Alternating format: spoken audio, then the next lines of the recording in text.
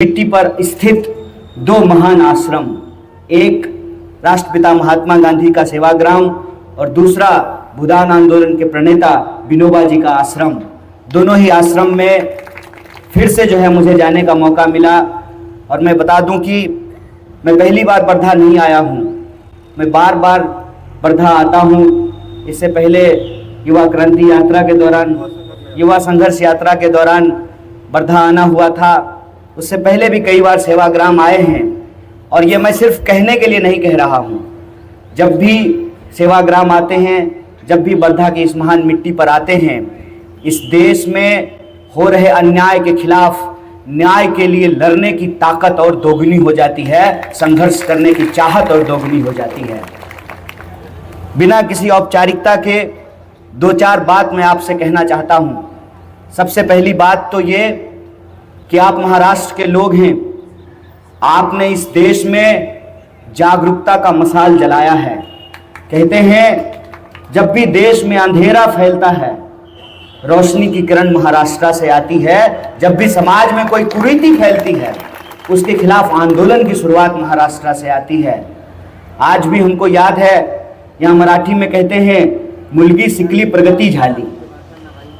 महिलाओं को शिक्षा देने के मामले में, आधी आबादी को सशक्त करने के मामले में सावित्रीबाई फुले का संघर्ष नहीं भुलाया जा सकता है। क्रांति ज्योति ज्योतिबा फुले के संघर्ष को नहीं भुलाया जा सकता है। और याद कीजिए कि जब वो स्कूल पढ़ाने के लिए जाती थी, तथा कथित जो अपने आप को उच्च समझते हैं, वो उनके ऊपर कीचड़ फेंका करते थे, गोबर फेंका करते थे।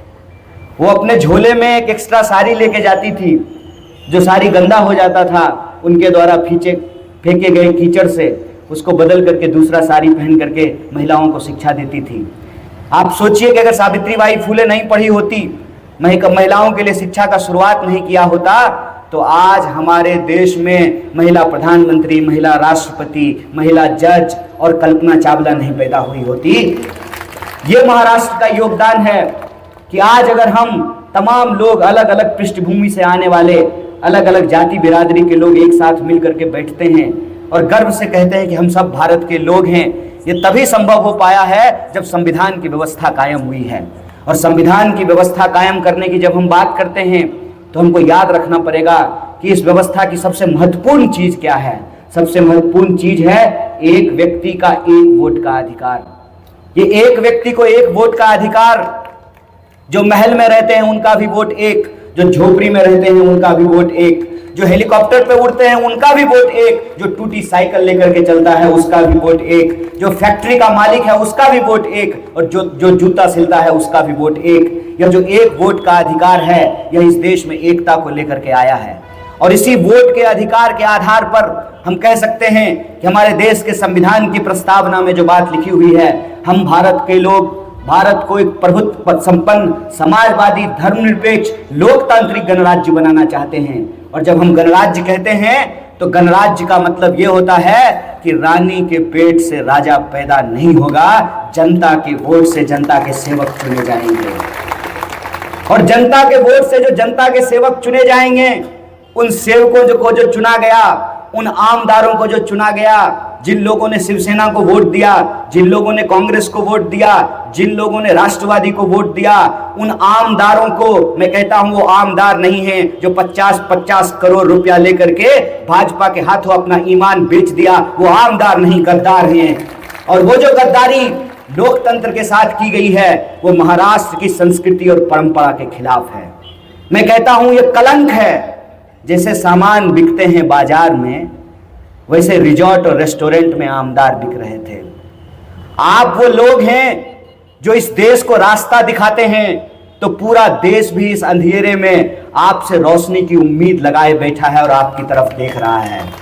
पूरा देश ये देखना चाहता है कि आपके वोटों के साथ जो बेईमानी हुई, आपके जो आमदार जिसको आपने चुना था, वो आपका वोट लेकर के किसी और के साथ बैठ गया, उसके साथ आप कौन सा हिसाब करते हैं, उस गद्दारी का खिलाफ आप बदला कैसे लेते हैं, यह पूरा देश आपसे देखना चाहता है। और यह जरूरी क्यों है?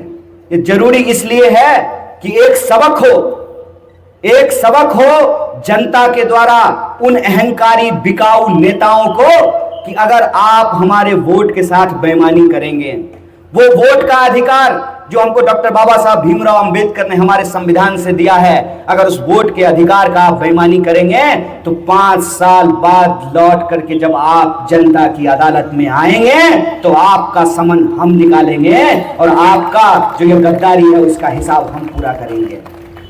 इसीलिए इस बार का चुनाव सिर्फ आमदार को चुनने का चुनाव नहीं है, इस बार का चुनाव जो महाराष्ट्र के साथ गद्दारी की उन गद्दारों को सबक सिखाने का भी चुनाव है।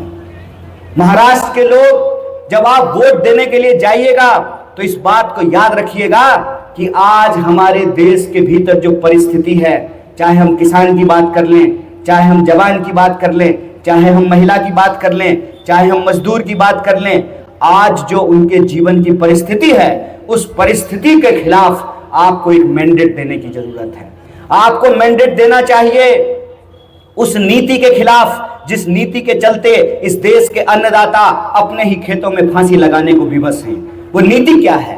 वो नीति ये है कि हम महंगा बीज खरीदें, हम महंगा खाद खरीदें, हम महंगा सिंचाई की व्यवस्था खरीदें और अपने खेत में जब हम अनाज पैदा करें, अपने खेत में जब हम फसल पैदा करें, जब उसको बेचने के लिए जाएं तो हमको उचित मूल्य नहीं मिले।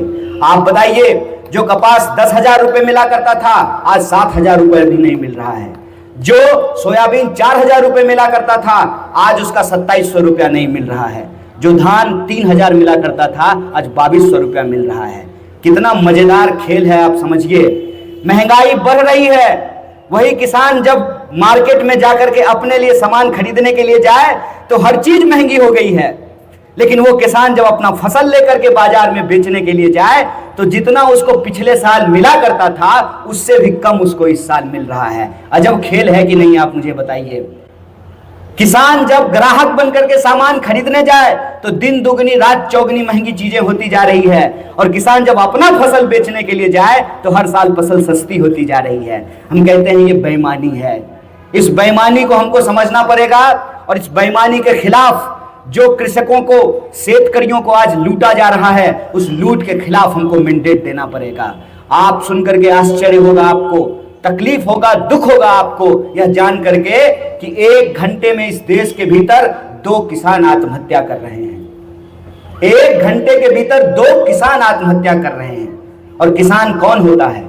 अन्नदाता वो होता है जो कभी उम्मीद नहीं छोड़ता है। बारिश हो, सूखा हो, बंजर जमीन पे फावड़ा चला करके, ट्रैक्टर चला करके, बैल चला करके, हल चला करके बंजर जमीन में फसल उगाने वाला किसान जो कभी उम्मीद नहीं छोड़ता है, कभी आशा नहीं छोड़ता है, आप सोचिए वो कितना निराश और मजबूर हो जाता है कि अपने ही खेत की सूखी पेड़ पे उसको फांसी कर लगाना पड़ता है। आप अंदाजा लगाइए कि आज हम किस तरह की व्यवस्था में जी रहे हैं। कलेक्टर का बेटा कलेक्टर होना चाहता है, लीडर का बेटा लीडर होना चाहता है, डॉक्टर का बेटा डॉक्टर होना चाहता है, क्रिकेटर का बेटा क्रिकेटर होना चाहता है, एक्टर का बेटा एक्टर होना चाहता है, लेकिन फार्मर का बच्चा फार्मर नहीं होना चाहता है। ये आज की हकीकत बना दी गई है। कैसे होगा? जब हम खरीदने के लिए सामान जाते हैं तो जो चीज 50 रुपए की मिली करती थी आज 100 रुपए की मिल रही है। बताइए, पेट्रोल 50 रुपए में मिलता था ना, 400 पार ये तो नहीं हुए, लेकिन पेट्रोल को जरूर 100 पार इन्होंने पहुंचा दिया है। जो दाल 50 रुपए किलो मिला करता था आज 200 रुपए किलो मिल रहा है। जो एलपीजी का सिलेंडर 450 रुपए में मिला करता था आज 1100 रुपए में मिल रहा है।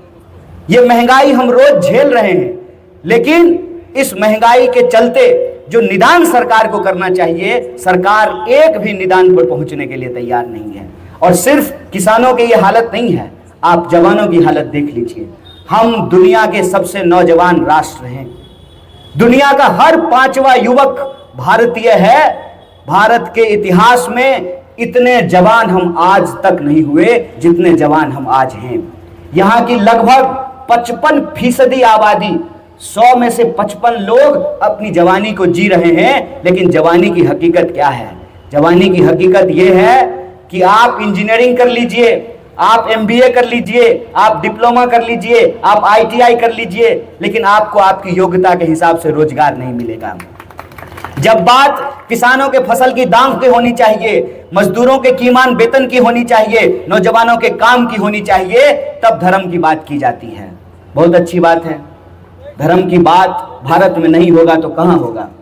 भारत वो मिट्टी है जहां पर एक से एक लोग पैदा हुए हैं। इसी विदर्भ की धरती पर राष्ट्रसंत टुकड़े जी महाराज पैदा हुए। तमाम लोग इस इतिहास में पैदा हुए हैं जिन्होंने धर्म को बचाया है, धर्म के रास्ते पर चले हैं। लेकिन मेरा एक सीधा प्रश्न है, धर्म का मतलब क्या होता है? धर्म संस्कृत के ध्री धातु से बना है जिसका अर्थ होता है धारण करना।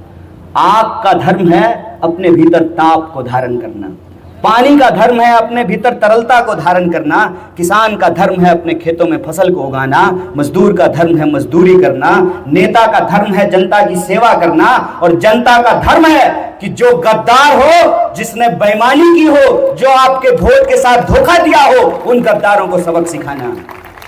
धर्म की रक्षा हो। हम गांधी की धरती पर हैं और गांधी तो कहते थे, रघुपति राघव राजा राम, पतित पावन सीताराम, ईश्वर अल्लाह तेरो नाम, सबको सन्मति दे भगवान। सबको सन्मति मिले, ऐसे समाज का निर्माण हो। लेकिन यह भाषा जो आज सियासत में धर्म को लेकर के बोली जा रही है, यह धर्म नहीं है, धंधा है। यह धंधा कैसे है, इसका एक उदाहरण मैं आपको देता हूं, आप सोच करके बताइएगा। जब दिल्ली में अजीत पवार साहब ने यह इंटरव्यू में कहा है, ऑन कैमरा कहा है, वीडियो में कहा है कि जब दिल्ली में महाराष्ट्र की सरकार गिराने और महाराष्ट्र की सरकार बनाने को लेकर के मीटिंग हो रही थी, तो क्या वो धर्म पर चर्चा हो रहा था? वो धर्म थी कि सियासत थी? वो धर्म थी कि राजनीति थी? और अगर वो सियासत थी तो मैं आप लोगों से सवाल पूछता हूं, जिस महाराष्ट्र के लोगों ने इस देश को आजादी दिलाई, जिस महाराष्ट्र के लोगों ने नव जागरण पुनर्जागरण में बढ़ चढ़ करके हिस्सा लिया, जिस महाराष्ट्र में कर्म भूमि है गांधी और अंबेडकर की, जो महाराष्ट्र जन्मभूमि है शिवाजी महाराज की, संभाजी महाराज की, साहू जी महाराज की, जिस महाराष्ट्र के लोगों ने दुनिया में अपना नाम, अपना परचम लहराया है, आप बताइए कि एक गुजरात के व्यापारी के सामने महाराष्ट्र में सरकार किसकी बनेगी, इसकी मीटिंग हो रही थी। ये महाराष्ट्र का अपमान है कि सम्मान है, इसका फैसला आपको करना है। ये चंदा लो धंधा दो का जो स्कीम है, उस स्कीम को हमको समझना पड़ेगा। और उसी चंदे के पैसे से जो आपके चुने हुए आमदार हैं, जैसे जूता चप्पल खरीदते हैं ना, वैसे ही महाराष्ट्र के आमदारों को खरीदा गया 50-50 करोड़ में। और क्यों खरीदा गया है? कोई व्यापारी अगर आमदार को खरीदने में पैसा लगा रहा है, मतलब वो बिजनेस में इन्वेस्टमेंट कर रहा है। तो बिजनेस क्या है? बिजनेस ये है कि महाराष्ट्र के खान और खदान को लूटा जाए, महाराष्ट्र के बिजली के कारखानों को खरीदा जाए, महाराष्ट्र का पोर्ट लिया जाए, एयरपोर्ट लिया जाए, महाराष्ट्र का संपत्ति लूट करके महाराष्ट्र की तिजोरी खाली करके अपने दोस्त की तिजोरी की भरा जाए। यह खेल, यह साजिश महाराष्ट्र के खिलाफ खेला जा रहा है। इसीलिए मैं एक सिंपल सवाल पूछता हूं, अगर मेरे बात में, मेरे तर्क में कोई गलती हो तो आप निकालिएगा। फडणवीस साहब डिप्टी सीएम है ना, डिप्टी सीएम है, तो डिप्टी सीएम तो वो उद्धव जी के साथ भी थे, उद्धव जी ठाकरे जी के साथ डिप्टी सीएम थे ना। ऐसी कौन सी परिस्थिति हो गई कि सीएम साहब भाजपा के शिंदे जी के अंडर डिप्टी सीएम बनने के लिए तैयार हैं, लेकिन उद्धव जी साहब को सीएम मानने के लिए तैयार नहीं है? ऐसा क्या हो गया है? दाल में कुछ काला नहीं है, पूरी की पूरी दाल काली है।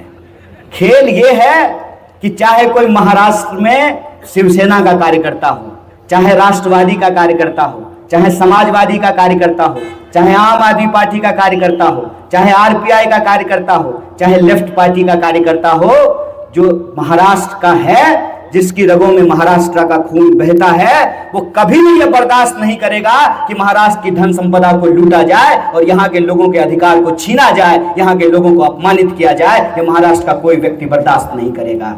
इसीलिए जरूरी था कि दिल्ली चाहती थी, दिल्ली में बैठ करके अमित शाह ने एक कार्यक्रम बनाया कि मुंबई में एक कठपुतली को बिठाया जाए, एक कठपुतली को बिठाया जाए जिसका चेहरा आगे सामने में रख करके महाराष्ट्र की धन संपदा को लूटा जाए। इनकी गिद्ध वाली नजर है पुणे पर, इनकी गिद्ध वाली नजर है नासिक पर, नवी मुंबई पर, ठाणे पर, मुंबई पर, उत्तर महाराष्ट्र पर, कोंकण पर, मराठवाड़ा पर, विदर्भा पर, यहाँ की संपत्ति लूटना चाहते हैं। इसीलिए मैं कहता हूं कि शिंदे साहब आप महाराष्ट्र के सीएम का शपथ नहीं लिए हैं।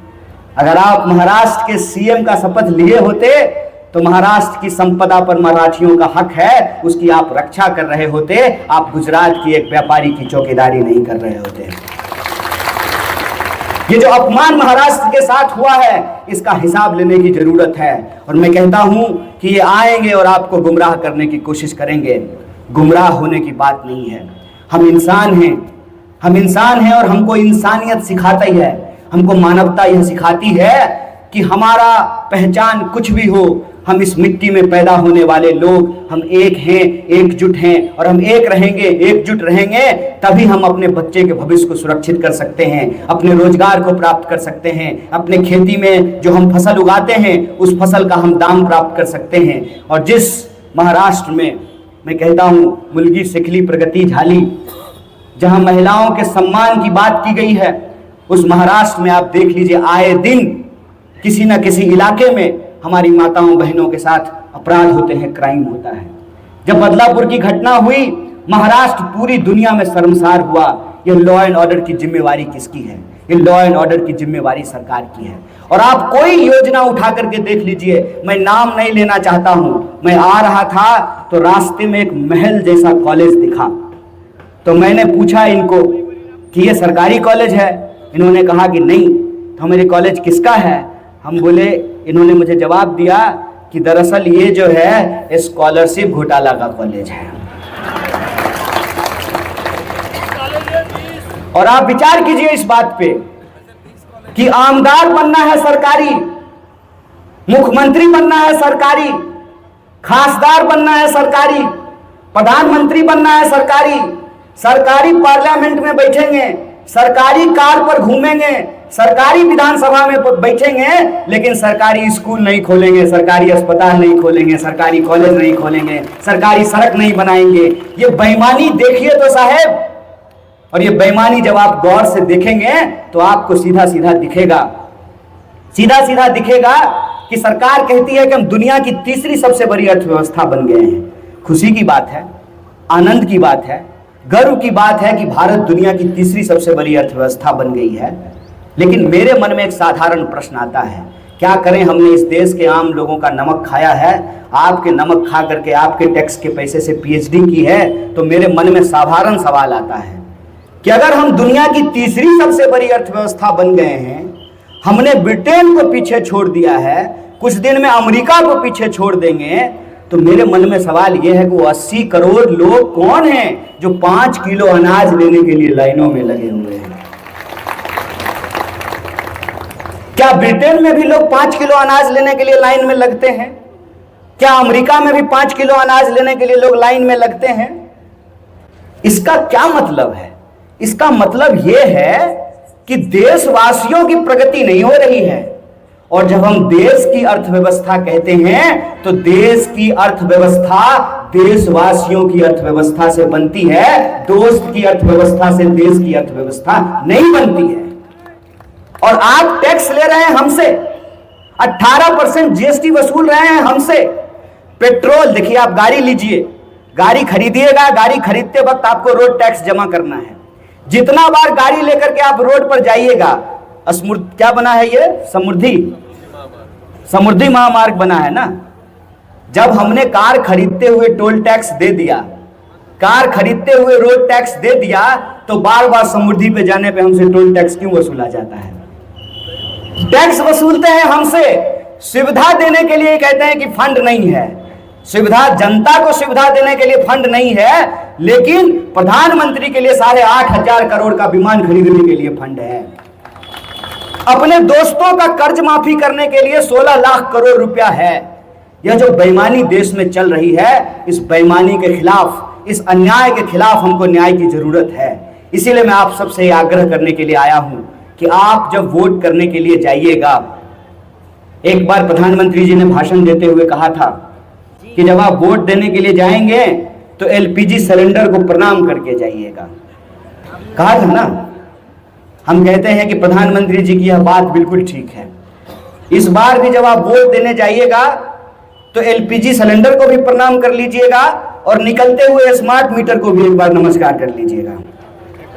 ये जो प्रीपेड मीटर है, एक बार उसको भी नमस्कार कर लीजिएगा।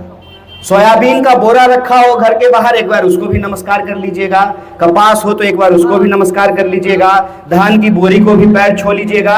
और अपना जो बेटा है जो इंजीनियरिंग करके बेरोजगार होकर के घूम रहा है, एक बार उसके सर्टिफिकेट में भी अगरबत्ती दिखा दीजिएगा। ये इस देश की राजनीति में जिस तरह से जनता के मुद्दों को गायब किया गया है, उन मुद्दों को फिर से राजनीति में पुनर्स्थापित करने का चुनाव है। और पुनर्स्थापना का सवाल पुनर्जागरण के बिना संभव नहीं है, और पुनर्जागरण इस देश राष्ट्र में महाराष्ट्र के बिना संभव नहीं है। इसीलिए मैं महाराष्ट्र के आप तमाम आदरणीय बुजुर्गों, महिलाओं, माताओं, बहनों, नौजवान साथियों से अपील करता हूं कि आप 20 तारीख को जाइए, अपने मान सम्मान के लिए, इस महाराष्ट्र की संस्कृति की रक्षा के लिए, अपने हक और अधिकार के लिए, रोजी रोटी, कपड़ा, मकान के लिए, फसल को, किसानों को उसके फसल के दाम के लिए, मजदूर की मजदूरी के लिए और सबकी प्रगति के लिए वोट कीजिए। और अगर आप वोट करेंगे 20 तारीख को महाविकास आघाड़ी के पक्ष में, तो मैं आपसे ये वादा करता हूँ, और हमारा वादा झूठा नहीं है, क्योंकि हम बायोलॉजिकल हैं, हम सब बायोलॉजिकल हैं। हम सब लोग जो है अपने अपने माता जी के पेट से पैदा हुए हैं। सिर्फ प्रधानमंत्री जी आदरणीय नॉन बायोलॉजिकल हैं। तो उन्होंने ही कहा है, ये मेरे कथन नहीं है, आदरणीय प्रधानमंत्री जी ने कहा है कि वो नॉन बायोलॉजिकल हैं, अवतार हैं, ईश्वर हैं। हम लोग तो मनुष्य हैं।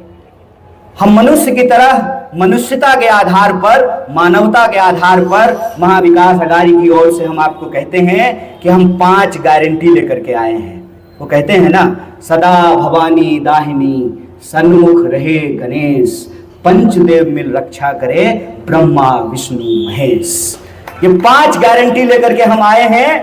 और वो 5 गारंटी ये है कि हमारी सरकार 23 तारीख को बनेगी। जो आधी आबादी है उसके खाते में हम 3000 रुपया पहुंचाएंगे, क्योंकि हमारा वजूद, हमारी कल्पना हमारी माताओं के बिना संभव नहीं है। आधी आबादी के खाते में 3000 रुपया पहुंचाएंगे महालक्ष्मी योजना के तहत। महालक्ष्मी योजना के तहत 50% आबादी को 50% कंसेशन नहीं, 100% कंसेशन देंगे। बस यात्राएं स्टेट ट्रांसपोर्ट में फ्री रहेगी, ताकि महिलाएं घर से बाहर निकले, काम करे। और वही जो बात महाराष्ट्र की एक मंत्र है, एक वाक्य है, मुलगी सिखली प्रगति झाली। मुलगी घर से बाहर जाए, पढ़े, रोजगार करे, समाज का विकास करे, देश का नाम तरक्की करे। इसीलिए हम बस की यात्रा फ्री करने जा रहे हैं। जो हमारे नौजवान साथी हैं, नौजवान साथियों में एक बात कहता हूं, आपके बिना इस देश की प्रगति की कल्पना नहीं की जा सकती है। इसीलिए आपको यह खेल समझना पड़ेगा। भाजपा का एक नेता भाषण दे रहा था, भाषण देते हुए कहा कि जो है धर्म बचाना जरूरी है। हमने कहा बचाएंगे, साथ में मिलकर के बचाएंगे। तो क्या भाजपा के नेता के बाल बच्चे भी हमारे साथ चलेंगे धर्म बचाने के लिए? कैसा तो नहीं होगा कि हम धर्म बचाने के लिए चलेंगे, वो ऑक्सफोर्ड पढ़ने के लिए चले जाएंगे, कैम्ब्रिज पढ़ने के लिए, लंदन, अमेरिका। तो बोला कि भाजपा के नेता के बच्चे ही नहीं हैं, मोदी जी, योगी जी के बच्चे ही नहीं हैं। हमने कहा भतीजा तो है ना, जैसा तो आएगा ना हमारे साथ धर्म बचाने के लिए। नौजवानों, इस बात को समझिए। वो बीसीसीआई में बैठ करके आईपीएल पे टीम बना रहा है और आपको कह रहा है कि ड्रीम 11 पर टीम बनाइए। अपने सपने ड्रीम 11 पे नहीं पूरे किए जा सकते हैं। कहते हैं बिन हवा ना पत्ता हिलता है, बिन लड़े ना कुछ भी मिलता है। इस देश के नौजवानों को अपने हक और अधिकार के लिए संघर्ष करना पड़ेगा। और आप अगर इस संघर्ष में शामिल हैं, तो महाविकास आघाड़ी ने यह तय किया है कि या तो हम आपको रोजगार देंगे, अगर रोजगार नहीं दे पाए तो हम आपको 4000 रुपया बेरोजगारी भत्ता देंगे। क्योंकि राज्य की संपत्ति में राज्य के नागरिकों का हक है, तो बेरोजगारों को 4000 रुपया बेरोजगारी भत्ता दिया जाएगा। और किसानों का कम से कम 3 लाख तक का कर्जा माफ करेंगे। और कोई भी परिवार अगर उसके यहाँ बीमारी होती है, आपको मालूम है कि आज लोग पढ़ाई लिखाई में और इलाज कराने में बर्बाद हो जा रहे हैं, जमीनें बिक जा रही है, कर्ज हो जा रहा है। तो हर एक परिवार को 25 लाख तक का स्वास्थ्य बीमा किया जाएगा। ये 5 गारंटी महाविकास आघाड़ी की गारंटी है। 20 तारीख को आप अपना काम पूरा कीजिए, 23 तारीख को रिजल्ट आएगा, 24 तारीख को महाविकास आघाड़ी अपना काम पूरा करेगी। इसी आशा और उम्मीद के साथ आप लोगों ने इतने धैर्यवान तरीके से हमारी बातचीत को सुना, मैं तहे दिल से आपको धन्यवाद कहता हूं। और पूरे आदरणीय मंच को माफ़ कीजिएगा, मैंने अलग अलग आप लोगों का नाम नहीं लिया है, लेकिन आप सबके प्रति बहुत बहुत सम्मान के साथ कि आप मुझे यहाँ आने का मौका दिए, आप सबका बहुत बहुत शुक्रिया, आप सबका बहुत बहुत धन्यवाद। इन्हीं शब्दों के साथ मैं अपनी बात को खत्म करता हूँ। शुक्रिया, इनकलाब जिंदाबाद, जय हिंद, जय महाराष्ट्र।